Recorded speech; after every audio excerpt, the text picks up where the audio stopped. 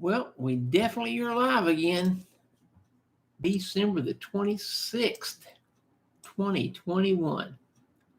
What did you do yesterday? Well, today we're going to talk about Merry Christmas and some ideas and tips and tricks maybe you can use next time. So tune in. First of all, let me take off with Merry Christmas and Happy New Year to you guys. We've had a fantastic Christmas. I don't know if I've ever had a Christmas that I've enjoyed more than this one. We had most of our children and grandchildren in for Christmas, and then our youngest and her husband and family will be in for New Year's Eve and New Year's Day. So let me talk just a little bit about Christmas and how it is. Of course, most of us love this season, so it's pretty easy to talk about. And during this time,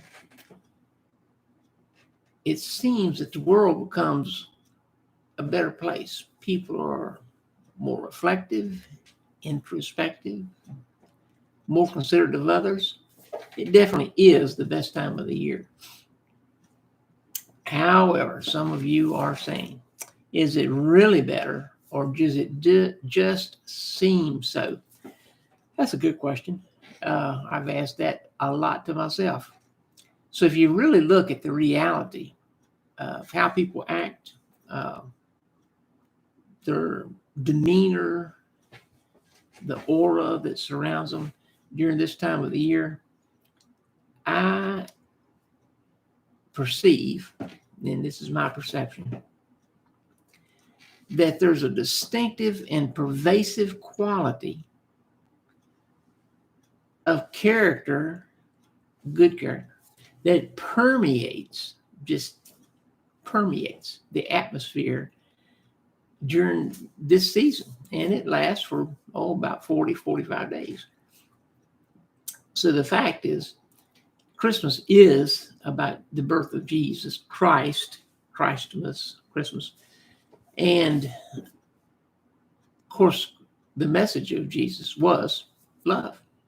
Be considerate of others, be considerate of yourself. A lot of people forget that part. I've seen people that are phenomenal in how they treat other people, and yet they treat themselves like they're the worst dregs of humanity. I don't understand that. Super nice people, and yet they don't treat themselves well. Some of them feel like self-flagellation is the thing that they ought to be doing because they just aren't good enough for who? Christ didn't come to condemn us or browbeat us or make us be perfect. We're supposed to do the best we can, and we're supposed to treat others the best we can. It's pretty simple. So you need to love yourself, love others, love the unlovable. I know that's a tricky one. Love the planet that God's given us to take care of, and love the fact that we get to live and enjoy all the bounty of this planet. And as we, hopefully, the private space force is going to take off before the government ever gets around to doing a whole lot. But we need to explore our solar system and go beyond that. It's so fascinating to see all of the stuff that the God of the universe has created. A lot of people want to limit him and think, oh, God's just here on earth. No, he's the God of the universe. He's created trillions of beings similar to us in nature and intellect and things like that are billions of years ahead of us. It's amazing what is out there and what we can find if we would just take our thinking and realize God's not this little teeny little g God. He's God with a big G. He has made, man, trillions and trillions of stars and Googleplex of planets. I can only imagine the forms and the multitude of forms that he's created on all these planets. Just look at Earth, man. Go look at the fish in the sea. There's such variety down there. It's incredible. I don't know how many thousands of life forms live on just our planet, but it's amazing.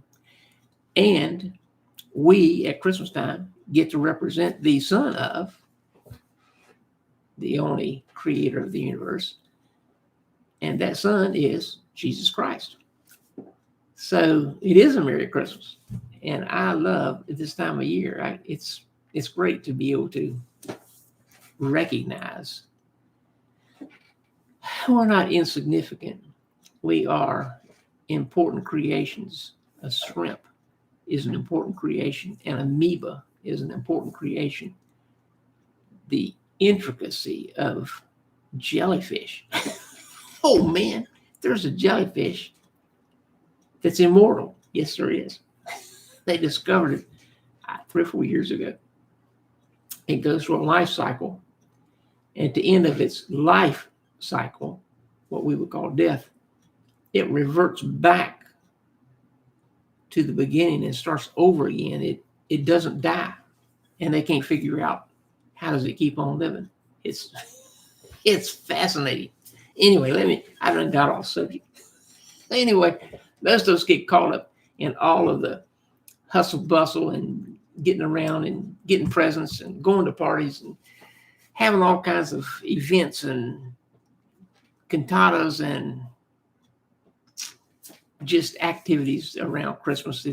It's a blast, and it's a lot of work if you're involved in putting on any of this stuff. So let me give you a couple tips for next year, so I won't make this video too long.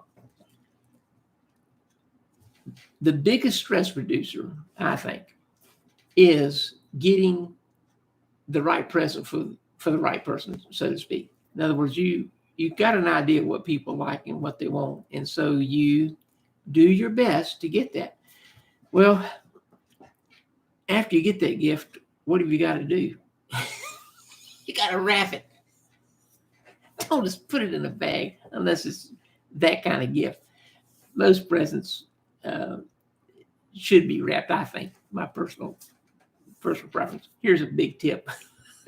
When you purchase the gift, write down what you purchased and who it was for. Make columns of all the different people on a little notebook or something. And when you purchase a gift for them, you can put the date and what you purchased. And if you want to, you can put the price so you kind of keep a track of what you're spending. Now, after you purchased it and you got it home and you've written it down, you're going to wrap it, right? Man, I won't go into why I'm saying this. But anyway, make sure when you get that gift to wrap it, put a check mark as you've got the wrapping paper ready and when you wrap it under that person's name. Believe me, you'll be glad you did this step. So you know whose gift that is that you just wrapped, and you don't have to unwrap it. Who did I put in there? Anyway, so also, my wife and I, years ago, we started purchasing gifts starting in January all through the year. Usually all our gift purchasing was done by August or September. And the reason we started doing that, through the year, you see stuff that, oh man, so-and-so would like that. Oh, that's so neat. Oh, and years ago, I would say, okay, let's remember where this is and we'll come back and get it. Don't do that. Don't do that. When you go back, it's not there. Buy it when you see it. We also found that since we bought through the year, that we got sales prices on the majority of the things that we bought that we knew people wanted, because different things through the year go on sale at different times. That's the way we work. So we would purchase all the gifts through the year. We knew who we purchased them for. And then maybe October, start wrapping. So by Thanksgiving, everything's wrapped. Everything's got the names on it. And man, you can enjoy Christmas. It's nothing like being relaxed during that last run from day after Thanksgiving until Christmas Day. Just relax. And another little tip for all of you that still have children at home.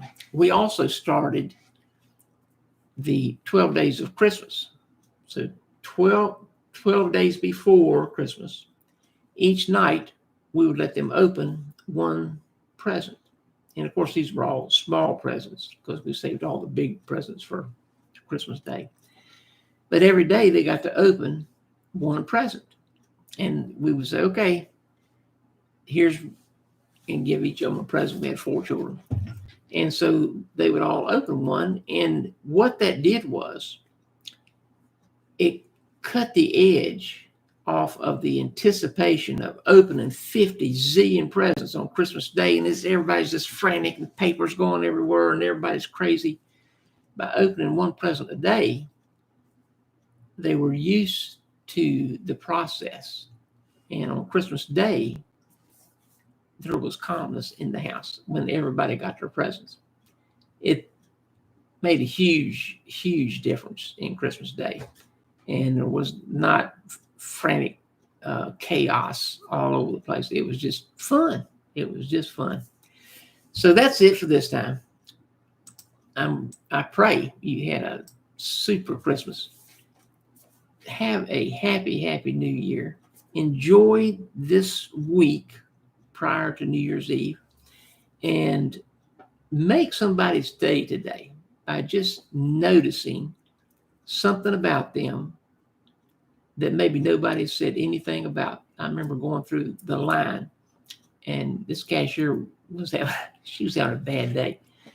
And her hair was disheveled and her uniform was kind of rumpled. And I thought, and some of the customers were being pretty rude as they went through the line. I thought, man, that poor lady. So when I got up there, I was thinking, okay, Lord, help me to find some way to help make her day better. Well, she had these cool looking fingernails. All the ladies know what I'm talking about. They were, I don't know how they do it, but I guess you put fingernail polish on and they put little designs on the fingernails. Anyhow, cool as everything. So when she was up there, she was going, good day, sir, and how's your day? I said, my day's going fantastic. I noticed, because I noticed as soon as I got there, I said, I noticed your lovely fingernails. That is so intricate and pretty. So she spent the next 20 seconds saying, oh, yeah, my husband got me a gift certificate. And I went over and got all my nails done. And the lady is a friend of ours, and she did a real good, and it didn't take but 20 seconds. It didn't hold anybody up in line. She was still checking stuff out. And when I left, she was smiling. She felt better. She was standing a little bit taller. All I did was notice her fingernails. And it made her day. So look around for some way to make somebody's day today.